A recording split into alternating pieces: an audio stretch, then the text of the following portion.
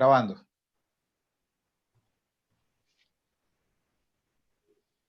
Bueno, muy buenas tardes a todos. Mi nombre es Eneas Biglione.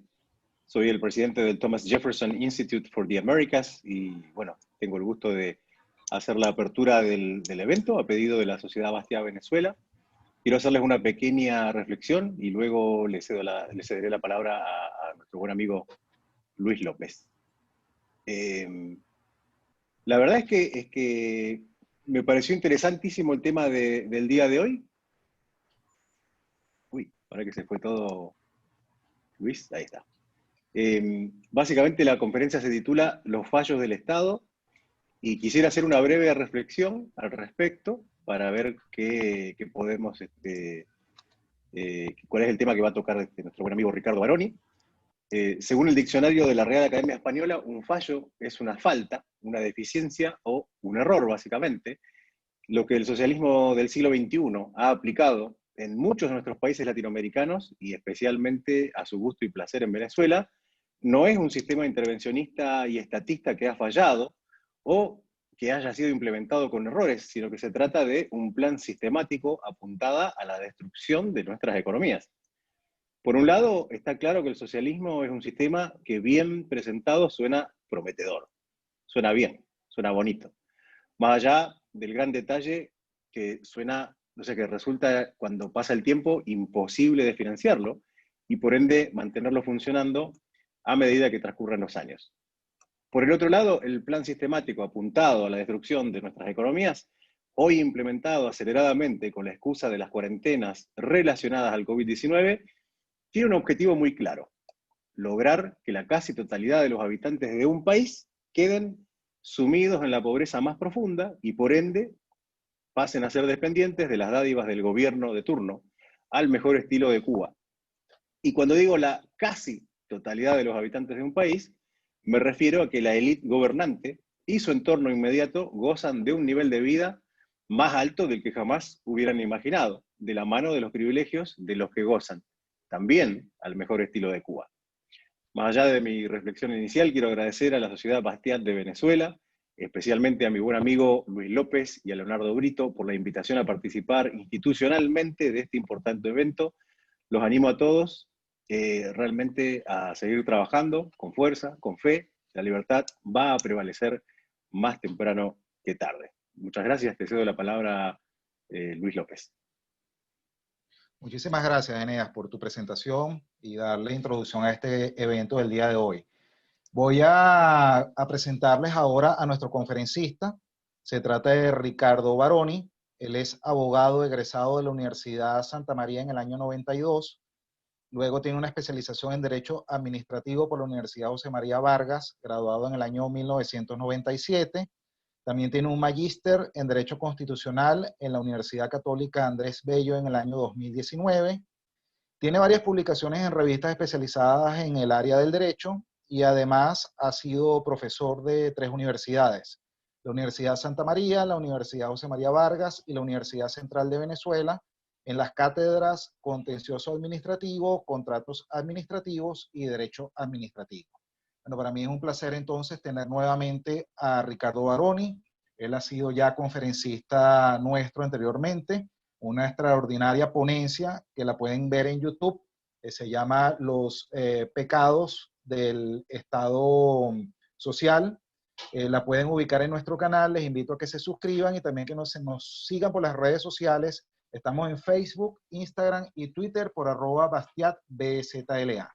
Bueno, sin más preámbulos, bienvenido Ricardo, los micrófonos son suyos. Bueno, ante todo, un gran saludo y mi agradecimiento, no solamente a los organizadores de esta charla, sino también a las personas que se han tomado su tiempo en venir a escuchar y ver lo poco o mucho que uno pueda opinar sobre este tema, ¿no?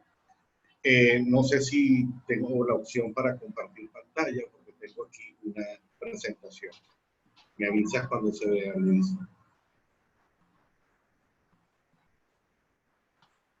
Ya se ve, dale módulo presentación para que se ponga, sí, ocupe toda la pantalla. Ok. Y adelante. Okay. Perfecto, adelante. Bueno, el tema de mi pequeño coloquio de hoy, el nombre son los fallos del Estado. Fíjense en lo siguiente. Sabemos que, sobre todo a partir de la Segunda Guerra Mundial, después de la Segunda Guerra Mundial, donde el Estado de Bienestar toma un gran auge, que es un Estado que se caracteriza por establecer una alta tributación, por intervenir en la economía de muchas maneras, Estado empresario, Estado que nacionaliza sectores o se reserva sectores completos o parciales de la economía, y el Estado planificador, regulador. Todas estas interferencias que hace el Estado, especialmente de la economía, se trata de fundamentar, de cimentar en dos argumentos o pretextos o teorías, que son que el mercado falla. Si el mercado falla, el Estado debe intervenir de una u otra manera para subsanar y corregir esa falla. Esa es la primera excusa que invocan los políticos, los gobernantes, para interferir en la economía. Y el segundo es los mal llamados derechos sociales, porque estos derechos sociales que se prestan, estamos hablando de educación, de salud, de seguridad social, vivienda digna, que supuestamente se nos venden como algo que es gratuito, puede ser que sea gratuito para quien lo recibe, pero no para el Estado. Esto tiene un costo. Y esto es lo que de una u otra manera, igualmente, invocan los gobernantes para incidir en la economía, especialmente a través de una altísima tributación. Por ejemplo, Argentina es uno de los países con los impuestos más altos del mundo. España, la media de los impuestos en Europa es de un 50% aproximadamente. Entonces, en conclusión, y recapitulando lo dicho hasta los momentos, las dos excusas, pretextos, teorías que invocan los gobernantes para intervenir e incidir en la economía es que el mercado falla, por una parte, y por otra que hay que dar unos derechos sociales. Ahora bien,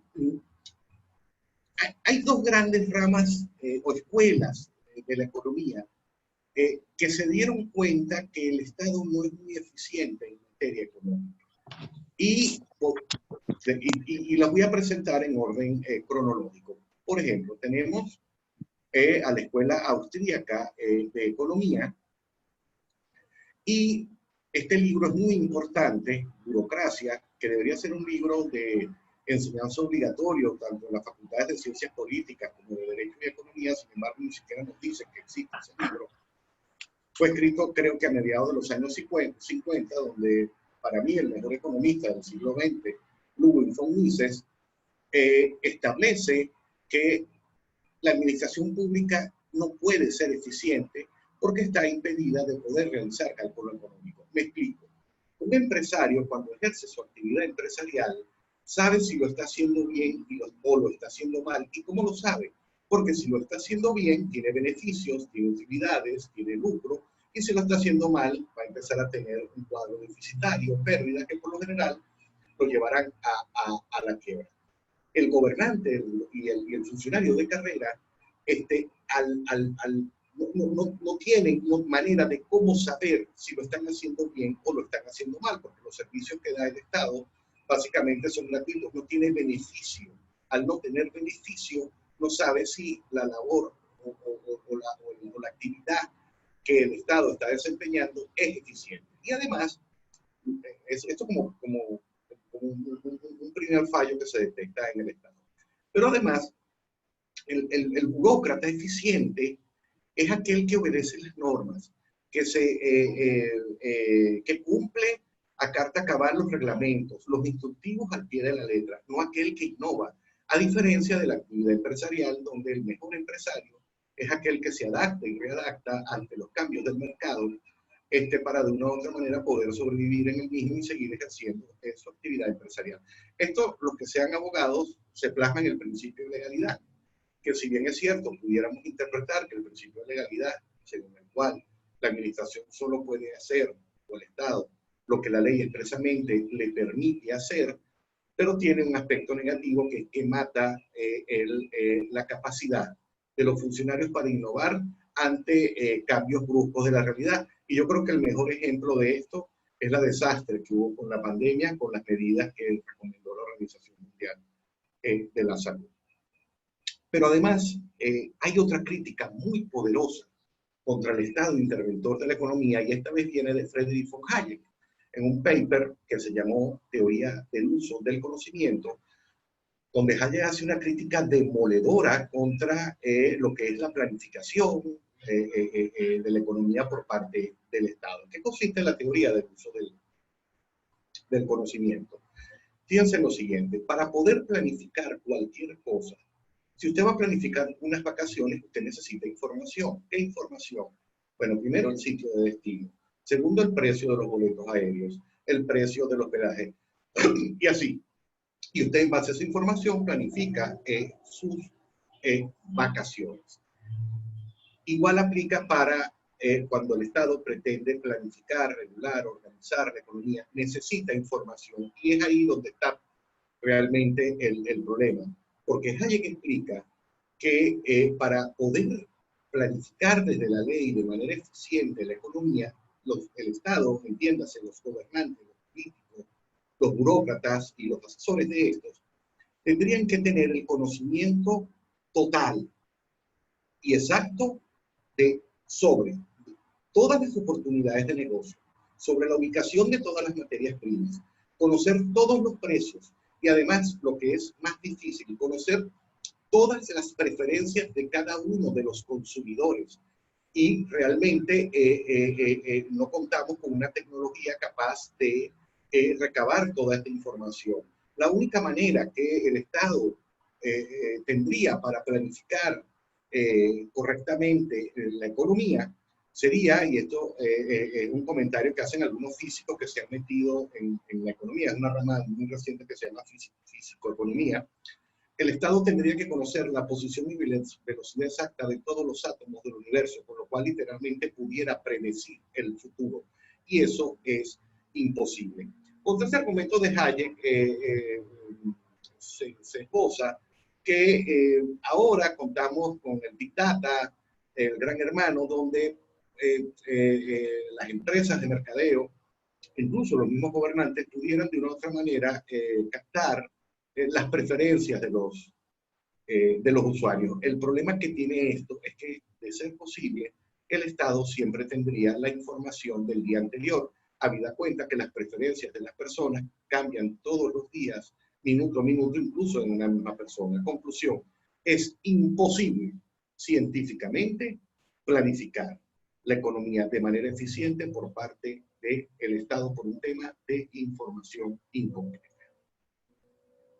Ahora, pero quien más de lleno se dedica a estudiar ya los fallos del mercado con ese nombre propiamente dicho, es otra escuela económica que es la escuela del public choice, que es la escuela de la elección pública, que como veremos tiene dos vertientes, una que es la escuela del public choice de Virginia y otro que es la escuela pública de Chicago, a lo cual me haré referencia en el transcurso de esta exposición. ¿De qué trata el public choice? Fíjense, y esto es muy importante tenerlo presente. El public choice trata de determinar si el Estado tiene fallos, pero ojo con esto, estamos hablando de estados democráticos, no de cualquier Estado. El public choice se concentra en analizar los fallos del Estado democrático. Y una de las primeras cosas que se plantea el public choice es lo siguiente. Siempre se ha dicho que los políticos, cuando ejercen su actividad política, solo persiguen el interés general, como si fueran una especie de ángeles que incluso aplazan sus propios proyectos individuales en aras de la satisfacción del interés público y del interés general. En cambio, también siempre se ha dicho que los empresarios, en el ejercicio de su función empresarial, solo persiguen sus propios intereses, sus intereses egoístas. Y la gran pregunta que se hace el public choice es decir esto, eso es verdad, porque para los fundadores de esta escuela, esto es inconcebible porque si todos somos humanos y compartimos la misma naturaleza, ¿cómo es posible que las personas en el sector público nos comportemos de una manera, es decir, sacrificando, como ya dije, incluso postergando nuestras propias metas, objetivos, sueños, planes de vida en aras de los demás, pero cuando estamos en el sector privado simplemente estamos tratando de satisfacer nuestros propios intereses. Entonces, la gran pregunta, ¿eso es verdad? Y eso es uno de los aspectos importantes que trata de determinar el public choice. En resumen, los tres temas fundamentales de la escuela de la elección pública son los siguientes. Primero, ¿qué es lo que llega a determinar? Que el Estado tiene fallos mucho más graves que las pretendidas fallas del mercado. Incluso muchas de esas cosas que se llaman fallas del mercado y que el Estado invoca para justificar su intervención en el mismo, son producidas por intervenciones previas del Estado en el mismo mercado. Dos, que los políticos y los burócratas, como todas las personas de a pie, sirven a sus propios intereses. Y tres, que en los sistemas democráticos se crean grupos de intereses muy bien informados, muy bien organizados, que tratan de una u otra manera de imponer sus fines, sus planes, a través, usando como herramienta a los políticos, y muchas veces en perjuicio de las mayorías no informadas ni organizadas. Sobre este último aspecto voy a profundizar un poquito más adelante. Ok. Fíjense, tenemos, como ya dije, la escuela de Public Choice, que es la versión de Virginia, cuyos máximos representantes son estos señores, Gordon Tullu, James Buchanan. El mundo del Public Choice es un océano enorme. Sin embargo, yo he tratado de sintetizar las principales 6 o 7 críticas que estos dos grandes economistas, Buchanan, por cierto, premio Nobel por esta teoría, en el año 84 o 89, no recuerdo bien, voy a tratar de sintetizar los principales fallos que estos señores consiguieron, insisto, en los estados democráticos. Primer fallo, tenemos el principio de la racionalidad de la ignorancia. ¿Qué significa esto? Miren,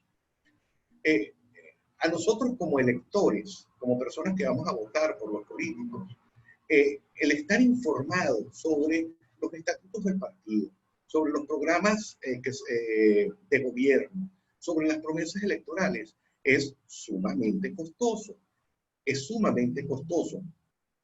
Porque además hay que tomar en cuenta que, por un tema de incentivos, ¿por qué yo tendría que, y un tema de coste de oportunidad, ¿por qué yo tendría que dedicar esfuerzo y tiempo en analizar todas las ofertas electorales, las promesas, los estatutos de los partidos, si al final igual mi voto no decide la contienda? Entonces, es racional ser ignorante en materia electoral. Todos los que estemos en este foro ahorita, yo les pregunto si han tenido ya para votar, si cada uno de ustedes se ha informado sobre estos tópicos que yo acabo de mencionar, ¿no? Simplemente más bien votamos por instintos, por emociones, por el candidato que más promesas hace, o por el candidato que mejor habla, que eso es una de las cosas que explica precisamente porque a veces, como decía ayer en Camino de Servidumbre, los peores llegan al poder. Y si no, recordemos a un candidato muy carismático en el año 97, 98 en Venezuela. Distinto es cuando actuamos en el mercado, porque como las decisiones que tomamos en el mercado sí recaen directamente sobre nosotros, sobre todo cuando elegimos comprar un producto que sale malo, entonces ahí sí hay un incentivo muy poderoso para estar informados sobre las cualidades, características, propiedades de cualquier bien o servicio que compramos o adquirimos en el mercado. De hecho, hay un libro muy interesante que es un autor de apellido Kaplan, que se llama El mito del votante racional. Es decir, en definitiva, lo que están diciendo Buchanan y Tullu es que votamos sin estar informados, que votamos por emociones. Entonces, ese es un primer inconveniente que presentan los estados democráticos. Incluso hay una crítica, pero ya en esta misma dirección, pero ya no desde la escuela del Public Choice, sino desde la Escuela Austríaca de Economía de Hans Hermann Hoppe, que fue alumno de Murray Rothbard, anarcocapitalista, que señala que el peligro de los sistemas democráticos es que le abre la compuerta a cualquier psicópata que desee participar de la campaña electoral. De hecho, hay estudios que parecen demostrar, evidenciar, que por cada 10 políticos, 3 por lo menos son psicópatas. Entonces, ese es uno de los grandes problemas que tiene el sistema democrático, que le abre la puerta electoral a cualquier clase de persona, y es por eso precisamente que los liberales abogamos por un Estado pequeño, con poco poder, un Estado o un diseño institucional que esté concebido de tal manera que si de llegar al poder un psicópata de estos pueda hacer el menos daño posible. El segundo fallo que ven en la Escuela del Public Choice, en su rama de Virginia, es el efecto de los grupos privilegiados de interés. ¿Quiénes son los grupos privilegiados de interés? Bueno, son grupos que a diferencia de la mayoría de los ciudadanos sí se informan sobre los estatutos de los partidos, sobre las promesas electorales, sobre las campañas, incluso sobre las particularidades psicológicas de cada uno de los sindicatos, de los candidatos, porque estos grupos tratan de una u otra manera de apoyar a determinados políticos en las campañas para que una vez obtenido el poder, pedirles que les regrese el favor. Se me ocurre un ejemplo de estos grupos privilegiados de intereses, son las cámaras de comerciantes, que por lo general financian a políticos, los sindicatos, pero no necesariamente son grupos que buscan beneficios. Por ejemplo, las cámaras de comercio buscan concesiones, derechos de exclusividad, medidas proteccionistas arancelarias para tener el mercado nacional interno cautivo, pero no necesariamente tienen que ser o perseguir beneficios económicos, pueden también ser beneficios de otro tipo. Aquí se me ocurre, por ejemplo, los movimientos feministas que buscan la aprobación de leyes de género, movimientos ecologistas, etcétera, etcétera. No necesariamente son beneficios económicos. Y todo esto se explica a través de la teoría de la captura. Es decir, hay un incentivo muy poderoso para que el empresario capture al político, es decir, lo convenza de que le otorgue privilegios, subsidios, beneficios. ¿Y por qué existe este incentivo? Porque precisamente los políticos, insisto, especialmente de la Segunda Guerra, después de la Segunda Guerra Mundial para acá, los políticos tienen el poder de regular la economía, tienen el poder de intervenir la economía. Y eso es un incentivo muy poderoso para que el empresario trate de capturar a ese político, insisto, para obtener privilegios, concesiones, derechos de exclusividad. Y esto es muy importante porque en algún momento de la historia el Estado y la religión estuvieron unidos. Y fueron precisamente las ideas liberales las que lograron esa separación. Entonces, yo lo que les pido a los oyentes, imagínense un mundo donde lográsemos separar la economía del Estado, donde los políticos, los gobernantes, no tuvieran ningún tipo de poder sobre la economía. Los empresarios ya no tendrían incentivo para capturar a un político que poco puede hacer para otorgarle algún beneficio. Y a los empresarios no les quedaría más remedio, sino que competir unos con otros para ofrecer un mejor servicio o bien al mejor precio posible para obtener las preferencias de los consumidores. Y al final esto es muy importante, porque los privilegios y beneficios que obtienen estos grupos bien informados de los políticos es en perjuicio de la mayoría silenciosa y no organizada, que es el resto de los ciudadanos. Porque a veces no, estos subsidios, estos privilegios se obtienen básicamente por vía de la tributación. Lo que pasa es que a nosotros no nos impacta tanto, porque de repente de nuestro salario nos quitan que 20 o 30 o 40 centavos, pero cuando tú sumas eso con el número de población, es bastante dinero en manos de pocas personas. Con lo cual, al final, la democracia, el Estado democrático, no termina beneficiando al interés general, sino al interés de pequeños grupos que capturan precisamente la democracia. Y es por eso que Ayn Rand decía que el interés general no era más que cuando el interés de un grupo prevalecía sobre los intereses de otro. Otro de los fallos que detectaron Buchanan y Tulloch es el efecto de la representación no vinculante. Los que hemos tenido la oportunidad de vivir en nuestros países con las campañas electorales, los políticos nos prometen de todo: regresar a la riqueza de antaño, mejorar los servicios públicos, bajar los impuestos, darnos más ayuda social, etcétera, etcétera. Pero al final, cuando obtienen el triunfo, a los políticos les basta decir que cambiaron las circunstancias para no cumplir con sus promesas. y realmente nosotros no tenemos cómo demandar a un político ante un tribunal para que cumpla sus promesas electorales. A diferencia de lo que sucede en el mercado, que cuando usted compra un producto o un servicio y no cumple con sus expectativas o las expectativas que el oferente, el empresario, le ha prometido, usted sí tiene la posibilidad de demandarlo para que le cumpla o le resarce los daños causados. Esta posibilidad no existe en el mercado político. Otro fallo que presenciaron o detectaron Duro y Buchanan es el efecto de la miopía gubernamental. Fíjense en esto. Los políticos, una vez que obtienen el triunfo, como ellos tienen fecha de caducidad, fecha de salida, que es la duración del mandato presidencial, que puede variar entre 4, 5, 6 años, los políticos ya tienen la vista en las próximas elecciones. Un político que planifique a largo plazo está muerto en el mercado electoral. Recuérdense que los políticos son cazadores de votos. Recuérdense que la democracia es la regla de la mayoría.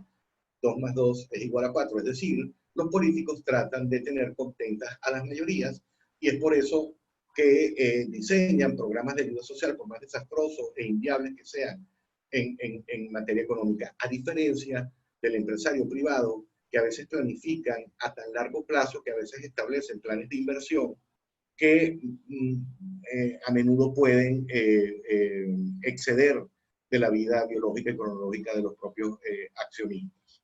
Es decir, el empresario tiene la vista a largo plazo, el gobernante, como tiene fecha de salida del poder, tiene vista de muy corto plazo. Por eso es que tienden a establecer programas y ayudas de naturaleza eminentemente populista, por más inviable que sean económicamente. Esto es muy importante. Hay una carencia de incentivos para actuar de forma eficiente en los estados democráticos. Y un poco volviendo al comentario anterior, como los políticos tienen fecha de salida, ellos tienen las preferencias temporales sumamente altas. Los gobiernos democráticos, los gobernantes, los presidentes, son muy botaratas, despilfarradores, porque al final saben que de no ganar la elección, la cuenta la va a pagar el gobernante que viene. Muchos de estos programas, ayudas sociales, a veces se mantienen no porque sean eficientes, sino porque son populares. Y aquí me permito tomar un comentario, un ejemplo que se lo he escuchado al gran economista español Jesús Huerta de Soto. Bueno, después, pero para terminar de evidenciar esto, me salté estas dos láminas. Fíjense, realmente no hay incentivos para actuar de manera eficiente en el Estado democrático. Y aquí voy a parafrasear un poco al gran Milton Friedman, que decía que había 4 formas de gastar el dinero. Gastando tu dinero en ti mismo, es decir, uno trata siempre de conseguir las mejores cosas al mejor precio posible. Incluso a veces podemos ser un poco botaratas con nosotros mismos para darnos un gusto, gastando tu dinero en otros. Es decir, de repente, bueno, para no quedar mal, compras un regalo más o menos, pero también puedes gastarlo como se gastaría en la primera forma, porque a veces puedes gastar mucho dinero en un buen regalo, un obsequio para una persona que quieres mucho o porque tienes algún interés en hacerlo. Gastando el dinero de otros en ti mismo. Luis, no me prestes tu tarjeta de crédito, porque voy a hacer desastre con ella. O sea, porque como no me he sudado esos reales, no me importa cómo gastarlos. Y finalmente, que es como gasta el Estado, que es gastando el dinero de otros en otros. Es decir, los gobernantes y políticos no generan riqueza, parasitan la riqueza que creamos nosotros con nuestro trabajo. Y es por eso que a ellos les da lo mismo si ese dinero es mal invertido o no, se pierde o no. Y en esta misma dirección, el gran economista norteamericano Thomas Sowell, que por cierto está vivo, tiene casi ya 90 años, con uno de Milton Friedman, señalaba que es difícil imaginar una manera más estúpida o peligrosa de tomar decisiones que poniendo esas decisiones en las manos de gente que no pagan ningún precio por estar equivocado. Es decir, no hay incentivos desde la función gubernamental para actuar de manera eficiente. Y esos incentivos son básicamente el ansia de triunfo, de obtener un beneficio, pero hay uno que es más poderoso, que es el miedo a la quiebra, al fracaso, a la pérdida. Y este es el ejemplo que me adelanté un poco, que le tomé prestado al profesor Huerta de Soto, que dice lo siguiente. Imagínense que la señora que está rodeada de los micrófonos es ministra de Educación de cualquiera de nuestros países. Y dice, bueno, en mi carácter de ministra de Educación, declaro en cadena nacional que luego de un estudio exhaustivo y científico, hemos llegado a la conclusión que los costos en los que ha incurrido el ministerio a mi cargo para el cumplimiento de sus fines son superiores a los beneficios obtenidos. Razón por la cual he recomendado al presidente de la República que disuelva este ministerio y despida a todos sus funcionarios. Esto no lo vamos a ver jamás en la vida. Nunca vamos a ver un político que diga algo así.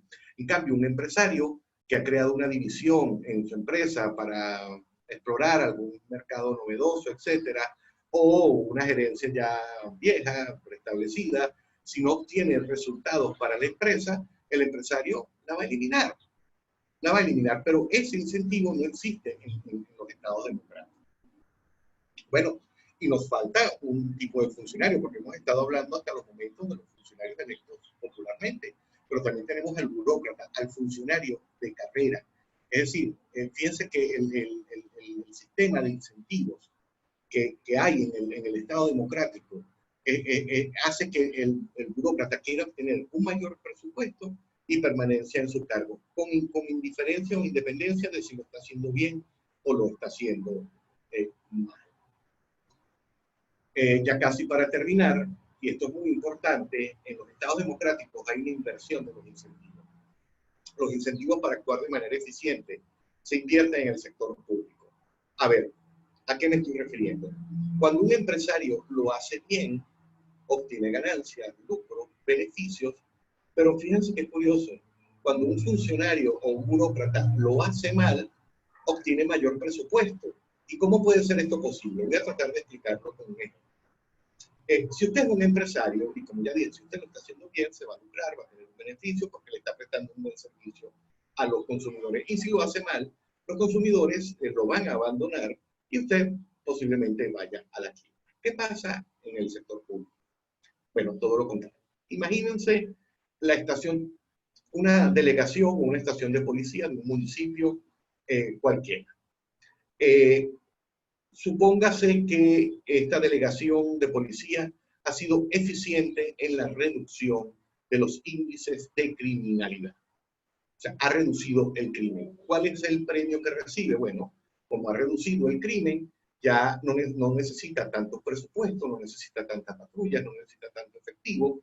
En cambio, en otro municipio donde otra delegación de policía no ha logrado bajar los índices de criminalidad, sino más bien ha aumentado, ¿cuál es el premio que recibe? Bueno, mire, seguramente necesita más presupuesto, necesita más patrullas, necesita más efectivo, necesita más normas que le den mayor poder para actuar. Y es por eso que este es un gran fallo en los estados democráticos, hay una inversión en los incentivos. En el estado democrático hay una reducción de la capacidad de libre elección por parte de los ciudadanos en relación a los bienes y servicios. Pensemos en nuestros países, monopolios estatales tales como la luz eléctrica, el agua, la educación pública, la salud pública. Bueno, imaginándose que no haya clínicas privadas ni colegios privados, el ciudadano queda atrapado en ese servicio, no tiene cómo elegir irse hacia otro lado. En cambio, en el mercado, usted sí puede fraccionar sus preferencias. Usted puede ir al mercado, comprar una corbata roja o comprar una corbata verde o comprar las dos. Y si no le gusta cómo es atendido por una empresa, usted va y busca otro. Con el Estado no podemos hacer esto.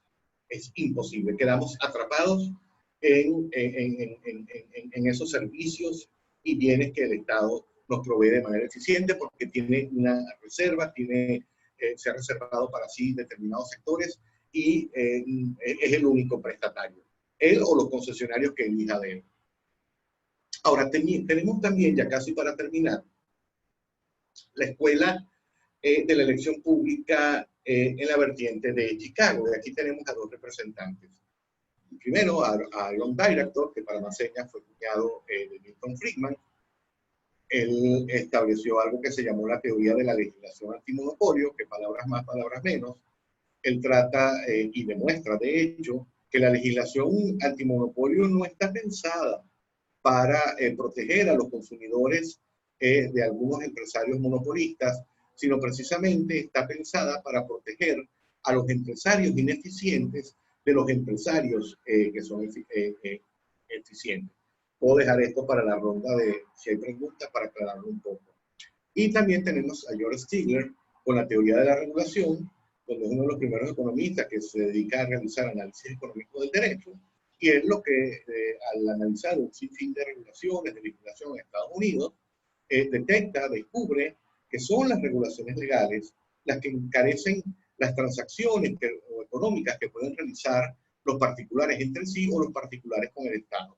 Se me ocurre como ejemplo la legislación laboral. La legislación laboral encarece la contratación entre un empleador y un trabajador. Y al final, ese encarecimiento de la relación laboral terminan pagándolo los consumidores porque es un costo que se traslada al precio de venta. Otro ejemplo que se me ocurre, los beneficios arancelarios, las medidas protectoras, donde a los productos extranjeros que se les permitiese su tránsito libre por el país, incluso pudieran los consumidores adquirirlo a un costo más bajo de lo que pudieran adquirir ese mismo bien o servicio de productores nacionales de ese país. Entonces, con estas medidas realmente lo que se busca es proteger al empresario nacional ineficiente de los empresarios extranjeros eficientes en desmedro de los consumidores. Y bueno, esta ha sido la presentación, no he querido hacerla muy larga. Y bueno, muchas gracias por su tiempo y por su paciencia. Bueno, muchísimas gracias, Ricardo, por tu disertación. Yo diría que para hacerlo en resumidas cuentas, tú contrastaste dos cosas, la realidad versus el idealismo. Y hoy nos diste una gran dosis de realidad, de cómo realmente suceden las cosas en la vida real, más allá de todas las promesas electorales que los políticos viven ofreciendo y por supuesto, engañando a la ciudadanía de un país.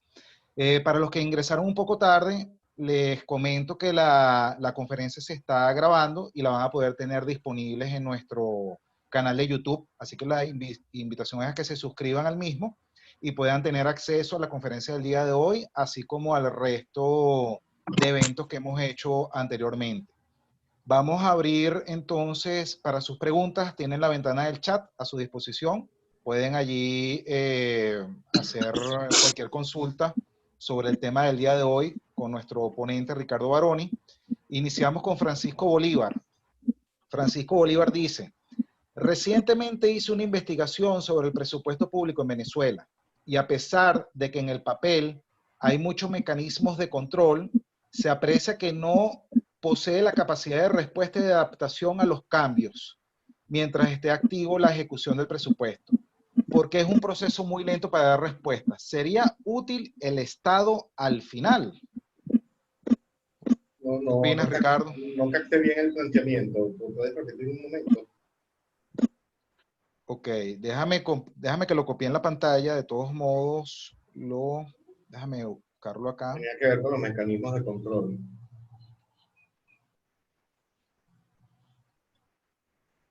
Ok, aquí lo tienes en pantalla. Ok, déjame volvértelo a leer. Ok, hizo una investigación sobre presupuesto. Entiendo que él se da cuenta que hay muchos mecanismos de control, pero no hay capacidad de respuesta. Entonces, en virtud de que no hay la capacidad de adaptarse a los cambios mientras el presupuesto que tiene un año de duración está activo, ¿es útil el Estado? Creo que es la pregunta que Francisco... Bueno, precisamente esa es una de las cosas que, como ya comenté, Mises señala en su libro Burocracia, que es la falta del funcionario de innovar. De hecho, un funcionario que se atreva a innovar, a adaptarse a los cambios, es mal visto. El mejor funcionario es aquel que obedece sin cuestionar. Y con relación a los mecanismos de control, fíjense que esto es muy curioso y que realmente es una de las cuestiones que termina encareciendo cualquier cosa que se dedique al Estado. Y es esto. El Estado, a pesar o incluso de que usa mal los recursos porque no tiene la información completa de cómo usarlos bien, además de eso, el Estado, del dinero que obtiene de quienes rompemos la espalda trabajando, tiene que sacar una parte para sufragar un sistema de control, de contralorías, para que el Estado se vigile a sí mismo de que no se robe, con lo cual se terminan destruyendo recursos que jamás sabremos cómo hubiesen estado en un mejor uso de no haber sido expoliados por el Estado. En cambio, un empresario, Luis, no se va a robar a sí mismo. Tú tienes tu fundación, tú no vas a comprar papeles para tu oficina o bienes de oficina con sobreprecio. Tú no te vas a robar a ti mismo.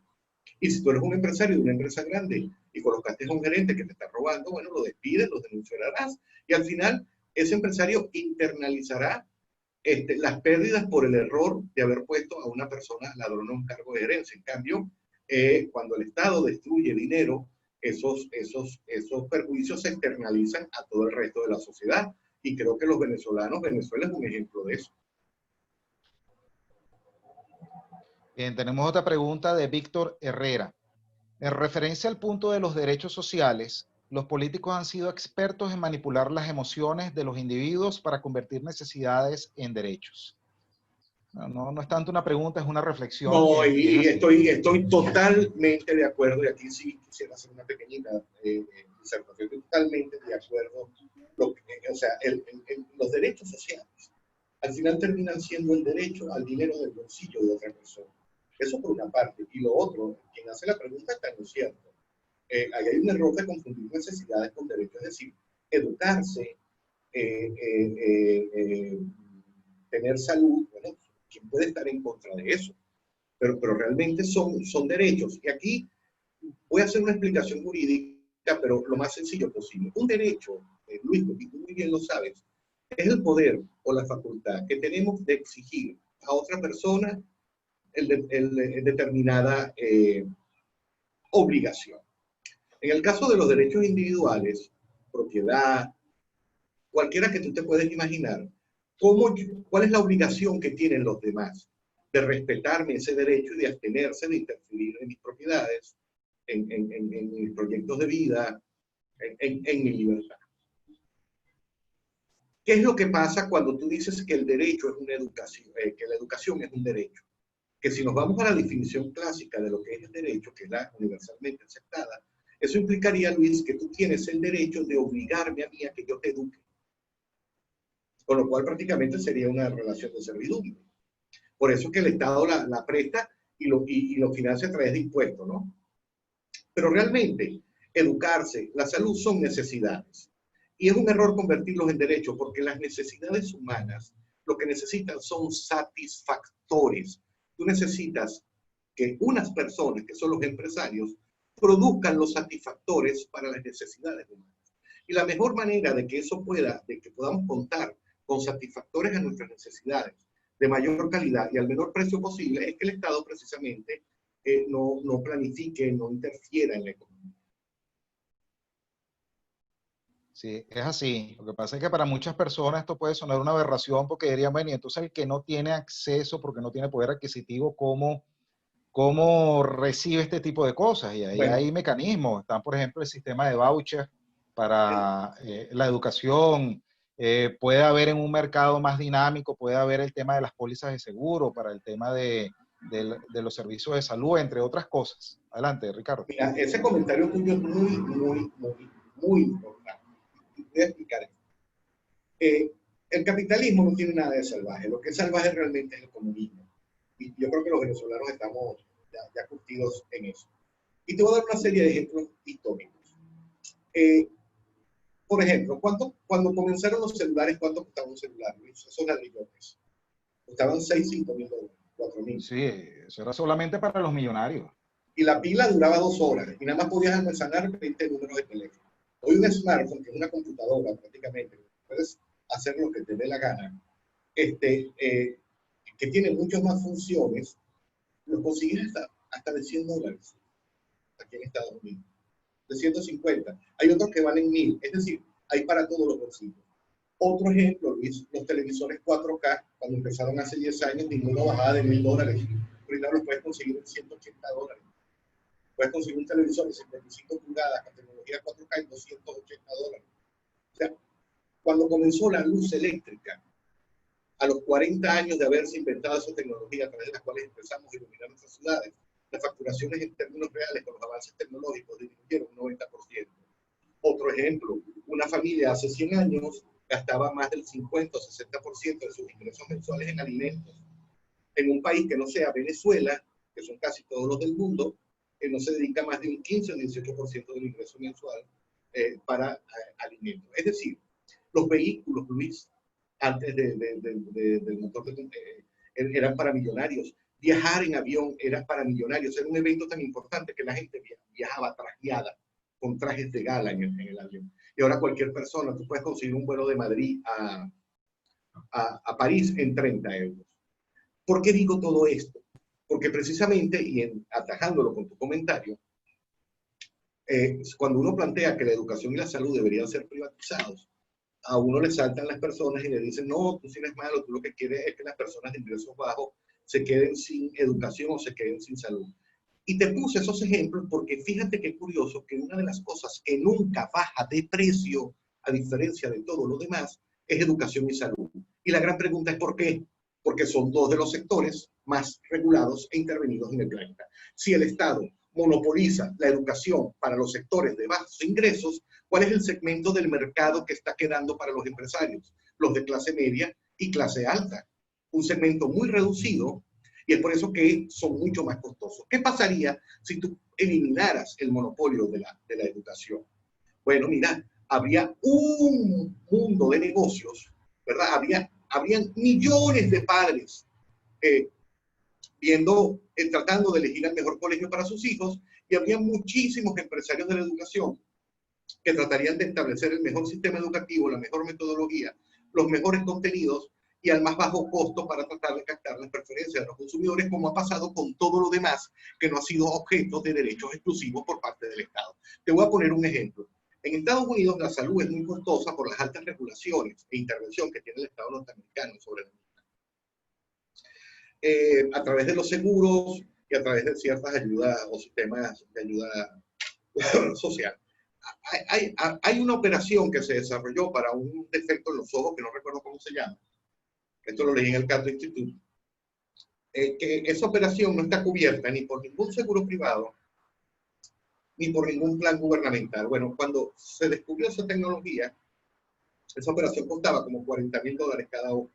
Hoy cuesta $2,000 cada ojo. Porque el Estado no le ha metido la mano. Entonces, eso es muy importante y lo tenía que comentar en relación a lo que acabas de decir.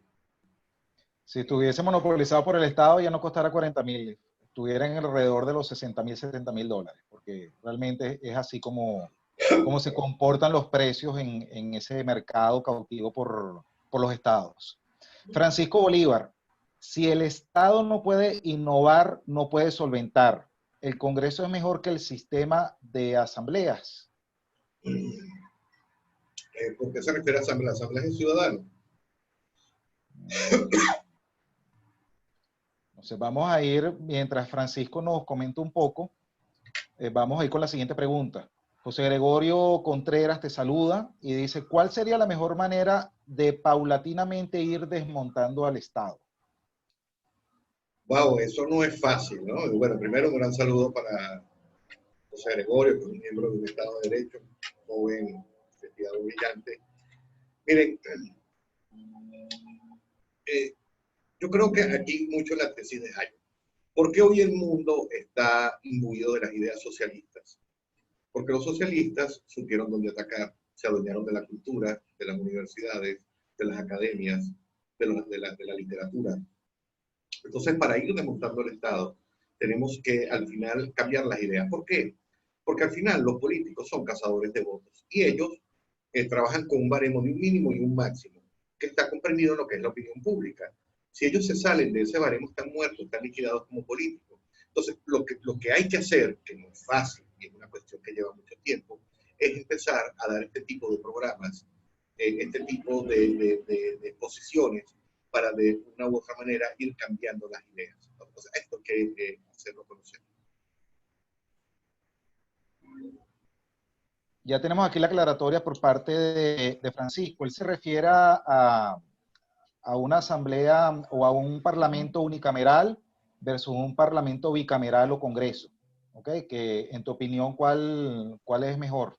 El bicameral, sin duda alguna, porque primero atiende al principio de separación de poderes. Es más fácil que una cámara se ponga de acuerdo entre ellos, que haya dos cámaras. O sea, pienso que el sistema bicameral es mejor por un tema de separación de poderes. Sí, de hecho, la esencia del sistema federal de gobierno es la bicameralidad. Recuérdense, por ejemplo, lo que pasa es que en Venezuela, como siempre, la federación es teórica, ¿okay? Es una federación muy débil. No lo notábamos, ni lo notábamos cuando existía un Congreso bicameral antes del 99, ¿ok?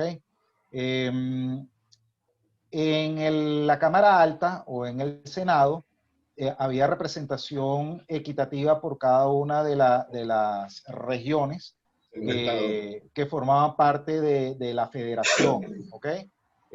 Por ejemplo, en los Estados Unidos, en el Senado hay 2 o 3 miembros, no recuerdo bien. Dos, ¿ok? Hay 2 senadores por cada estado, ¿ok? Y en la Cámara de Representantes, que vendría a ser el equivalente a los diputados, es en representación proporcional a la cantidad de población. Por eso un estado como California, que tiene 40 millones de habitantes, puede tener unos 40 representantes o diputados. Florida, Texas, Nueva York son los otros estados que también tienen mayor cantidad de miembros en la Cámara Baja o en la Cámara de Representantes. Esto es un poquito para emular el sistema parlamentario inglés, donde había 2 cámaras, la Cámara de los Lores y la Cámara de los Comunes. ¿Qué es lo que pasa? Que con los Estados Unidos surge como nación, ellos parten de que todos son iguales ante la ley, como no hay títulos nobiliarios, entonces ellos dijeron, bueno, pero ¿cómo hacemos para emular el sistema parlamentario inglés si aquí no hay cargos de nobleza? Ah, bueno, entonces, si todos somos iguales, no hay cargos hereditarios, no podemos tener una Cámara de los Lores, pero bueno, vamos a establecer un Senado y una Cámara de Representantes. ¿Qué significa esto? Esto implica que, por ejemplo, estos 5 estados que mencioné, California, Texas, Florida, Nueva York, y no recuerdo cuál es el otro que tiene muchísima población, se puedan poner de acuerdo estos 5 para ir en desmedro con una decisión en contra de los otros 45 estados. ¿Okay? Este sistema federal, que el primero lo idea los Estados Unidos de Norteamérica, con los padres fundadores de ese país, Jefferson, Madison, Jay Hamilton. Correcto, todos ellos, cuando se idean este sistema, bueno, en el resto del mundo se fueron como copiando estos sistemas. De hecho, Bolívar, en el discurso de Angostura, cuando él se presenta ante el Congreso de esa ciudad, él hace referencia a que la democracia es el mejor sistema de gobierno y los mayores ejemplos son el Parlamento inglés y el Congreso norteamericano. ¿Okay? Y bueno, hace esa reflexión sobre los títulos nobiliarios y todo esto. Pero ¿qué es lo que sucede en Venezuela? Incluso cuando teníamos un Congreso bicameral, que como Venezuela se ha caracterizado por ser un estado sumamente centralista, realmente esa bicameralidad del Congreso venezolano lo que significaba era que más bien el presidente que ganara, si era Adeco y tenía a la mayoría del Parlamento copellano, bueno, entonces le ponía una traba a todo lo que pretendía hacer, y viceversa. Pero realmente eso es la esencia de un sistema federal. Yo creo que en Venezuela hace falta, y con esto, disculpen la larga intervención, hay un tema que hay que atender muchísimo, que es el tema de la falta de independencia financiera por parte de las regiones. ¿Okay? Es una federación muy débil porque dependen del situado constitucional.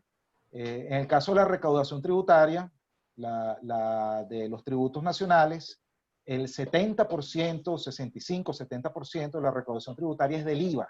¿Ok? El resto son los otros impuestos, cigarrillos, impuestos sobre la renta, donaciones, sucesiones, alcoholes, etcétera, etcétera, los otros que están allí en ese catálogo de impuestos nacionales.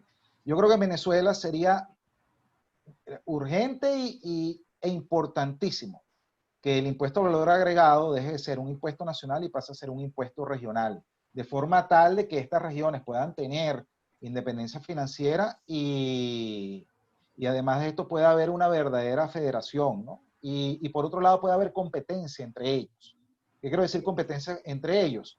Si por ejemplo yo soy no sé, el alcalde de Caracas y a mí se me ocurre poner un impuesto de IVA del 16%, y de repente hay otro alcalde en un pueblo como San Rafael de Onoto que quiera traer inversión, él lo que puede hacer es poner ese impuesto en el 5%, exonerarlo. Entonces, si alguien va a instalar una fábrica en Venezuela, ¿a dónde va a ir? Va a ir a Caracas, donde hay un 16%, se va a ir a San Rafael de Onoto, donde no hay, o donde hay un impuesto cero o un impuesto más bajo. Bueno, Luis, eso no es una consideración teórica. O sea, en países, Suiza, Estados Unidos, donde cada estado de la Unión tiene autonomía tributaria, eso es precisamente lo que sucede. Hay una competencia para atraer mayores inversiones, y esa competencia se traduce en reducción de impuestos, etc. Claro.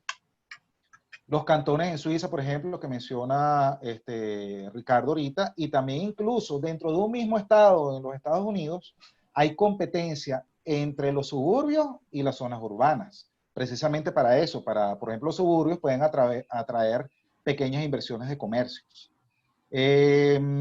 Vamos a ver una reflexión ya con las últimas que tenemos por acá. Víctor Herrera, una reflexión que hizo el profesor Bastos en referencia al desmontaje del Estado. Si ha sido tan fácil abandonar la Iglesia Católica porque diversos temas, ¿por qué es tan difícilmente desprenderse del Estado? Él dice que empecemos a dejar de pensar en él. No sé si la referencia de Víctor va con Yo conozco esa reflexión de Bastos. Ajá, adelante. Yo conozco esa reflexión de Bastos. Bastos señala en una brillante conferencia como todas las de él, que en tiempos modernos el Estado es una especie de sucedáneo de lo que era el poder de Dios antes, el poder de la Iglesia. Y fíjense que desde que logramos concientizar que la Iglesia debía estar separada del Estado, y sobre todo la Iglesia católica, recuérdense los desmanes que hicieron en Europa con la Inquisición, las cruzadas, etcétera, etcétera. Ahora, lo que quiere decir Bastos de una otra manera es que si todos nos pusiéramos de acuerdo y nos volviéramos como una especie de ateos del Estado, el Estado desaparecería en 15 minutos. O sea, el Estado existe porque realmente cada uno de nosotros piensa que es necesario. Cuando nosotros asumimos que no es necesario, el Estado tenderá a desaparecer. Es muy bonito, tiene algo de verdad, tal vez algo de utópico, porque lo que nos cuenta Bastos es con las ambiciones, ¿no?, de los políticos, que no creo que vayan a dejar que eso pase. Sin embargo, yo creo, y empezando con lo que es el Estado social, que al Estado social no le quedan más de 70 o 100 años. Recuerda que todas las instituciones humanas son un producto de las importantes, y el Estado es una de ellas. Instituciones sociales evolutivas, espontáneas, producto de ensayo y error. O sea, ensayamos el socialismo y ya vimos que fue un fracaso. Lo aplicamos por 70 años y lo abandonamos. Bueno, ahora estamos con una versión más light, y igual será un fracaso, porque el Estado social es insostenible, es inviable económicamente. Y nos daremos cuenta que no sirve, y de a poquito yo creo que habrá un cambio en la opinión pública que llevará a su vez a un cambio en los políticos, y el Estado paulatinamente irá perdiendo ciertas competencias. Bien, por acá la última pregunta por el día de hoy. Francisco Bolívar, la Asamblea de Diputados representa las mayorías, pero a mi juicio es la base para darle poder a los peores. No se eligen los mejores, sino los más carismáticos. Estoy de acuerdo con el profesor Baroni.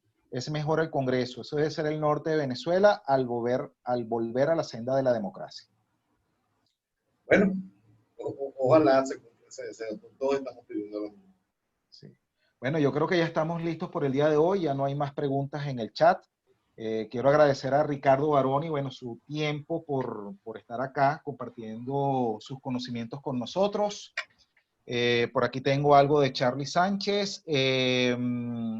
Sí, déjame luego, por favor, Charlie, porque como estoy aquí conversando, no puedo copiar y pegar. Me envías un correo a fundacionbastiat@gmail.com y allí me planteas eso. Entonces, bueno, como les decía, muchas gracias a Ricardo Baroni por su disertación el día de hoy, estas importantes reflexiones para favorecer lo que él estaba conversando ya aquí en sus últimas respuestas, el tema del cambio cultural. Es difícil porque, por supuesto, los políticos no van a soltar su cuota de poder, es la manera de hacerse extremadamente ricos sin invertir ni un bolívar de su propio peculio, pero los ciudadanos honestos, los que queremos una verdadera patria que se construya con trabajo, debemos seguir poniendo de nuestra parte hasta que logremos darle a conocer estas ideas a la mayor cantidad de personas que podamos. Bueno, Luis, realmente no, para mí ha sido un placer. He disfrutado mucho de estar aquí con ustedes, las preguntas, de verdad que uno la pasa muy bien en estos programas. Sí, también quiero agradecer a las personas que colaboraron el día de hoy como coorganizadores. Está Martín Portillo, no lo había saludado porque recién lo estoy viendo en la cámara. Está con MPC y no lo conseguía. Martín, gracias por tu participación, por invitar a la gente de tus grupos. También gracias al resto de los integrantes de la Junta Directiva del Thomas Jefferson Institute for the Americas. Están presentes el día de hoy Betty Lobos Poyat, Conrado Andreu y Eneas Biglione. Quiero también, mientras los invito a que por favor activen sus cámaras para tomar una foto grupal, nos quede para el recuerdo, invitarlos a que nos escriban porque en la Sociedad Bastiat recientemente hemos inaugurado nuestro programa de formación en emprendimiento. No solamente va a ser una plataforma para dictar talleres en el temas como emprendimiento, temas como independencia financiera, temas como marketing digital, etcétera, etcétera, planes de negocio, sino también va a funcionar como una plataforma para hacer networking y además de esto hay diversos medios para hacer publicidad para sus negocios. Entonces, la invitación está abierta, por favor escriban a fundacionbastiat@gmail.com. Ya tenemos en solamente 3 días de inaugurado, ya tenemos más de 70 personas en el chat de WhatsApp. Próximamente vamos a tener un portal en el cual funcionará como directorio profesional, entre otras cosas que les iremos avisando. Habrá la oportunidad de hacer networking a través de ese chat, etcétera, etcétera. ¿Algún comentario, Eneas, para despedir? Igual Martín, como coorganizadores del evento. No, bueno, yo agradecer al expositor, excelente realmente la presentación, estoy feliz, escribí hace un momento que confío en que lo tengamos en algún evento también en exclusiva para Perú cuando se solucione la pandemia. Mientras tanto, seguiremos no solo apoyando a ustedes en Venezuela, sino también tratando de difundir estas ideas al resto de América Latina.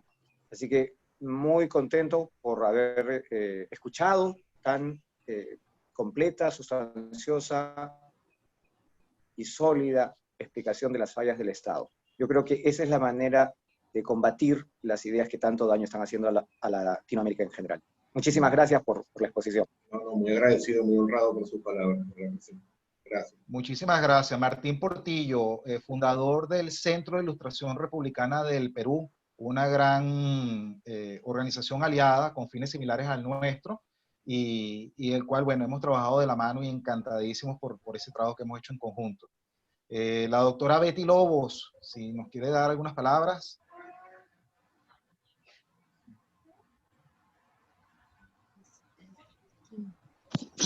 Pues me uno a las felicitaciones del representante de la organización de Perú.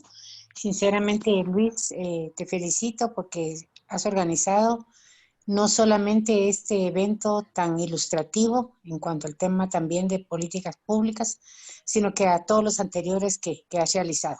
Así es que felicitaciones muy especialmente al expositor de la tarde de hoy, porque ha sido muy, muy, muy ilustrativo. Muchísimas gracias. Muchísimas gracias, Betty Lobos Boyat. Un honor de parte suya, es una reconocida académica de Guatemala. Y que nos diga esas palabras, bueno, nos honra. Betty Lobos Guatemala, Boyat. Luis, tiene una universidad que es un tesoro, que es la Universidad Francisco Marroquín. Bueno, la doctora Betty es profesora de allí, de la Universidad Francisco de Marroquí y además de la Universidad de Occidente. Ah, ok. Sí, a las órdenes, en la Universidad Marroquí también. Gracias. Bueno, ahora sí, vamos con la foto grupal entonces, para que nos quede...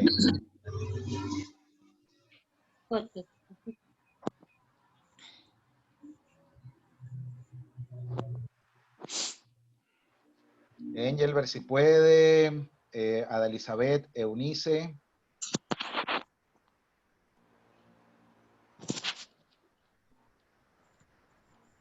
Bien, bueno, vamos a tomarla así, porque no sé si tienen algún problema con la cámara.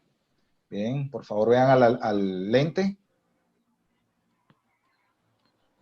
Bien, bueno, muchísimas gracias. Buenas noches y recuerden, si entraron un poquito tarde, a la orden, Ricardo, dígame. Un comentario al margen, que ahorita que tomaste la foto, creo que esta es la primera foto que me tomo en este año donde me río, porque todas las fotos me las tomo y se me ve la sonrisa. Ah, bueno, ya sabes, para que la guardes en un lugar especial hoy en tus redes sociales. Bueno, amigos, buenas noches. Muchas gracias por su participación y esperamos verlos pronto. Y recuérdense la invitación al programa de formación en emprendimiento. Estamos en contacto.